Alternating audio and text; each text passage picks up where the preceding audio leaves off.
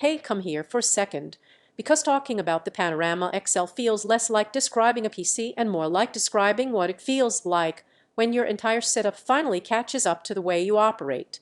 I've been using this level of machine daily, and once you experience it, there's no going back.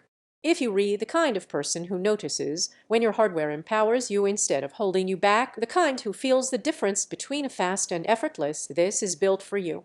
And before you get lost in the details, check the current price and stock, because rigs in this performance tier never sit still for long.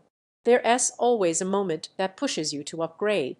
For me, it was the constant micro-lag games that stuttered at the worst times, renders that dragged, tasks piling up because the old PC felt like it was resisting everything I threw at it. You know that feeling. And once you feel it, you read unsettling.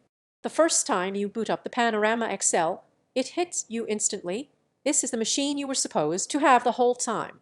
There's a kind of relief that comes with leaving weak hardware behind. Suddenly your world becomes responsive. Your games launch smoother. Your multitasking feels fluid. Your edits fly. Your streams don't choke. Everything feels synced to your pace, not fighting against it. And that confidence, that sense that you can push as hard as you want to becomes addictive. Picture your real moments with it, diving into a game at max settings and feeling the visuals hit with a clarity you can't forget, dragging a massive project into your editor and watching it glide, flipping between workloads like you barely trying, or sitting back at night with the RGB glow reflecting off the glass, knowing your setup finally looks the way your ambition feels. If you haven't checked price or stock yet, give it a look. At these jumps in availability and pricing come out of nowhere. Maybe you hesitating. Maybe you rethinking, do I really need all this power? But every time you drift towards something cheaper or weaker, there's a part of you that knows you'll regret it. You've outgrown compromised systems.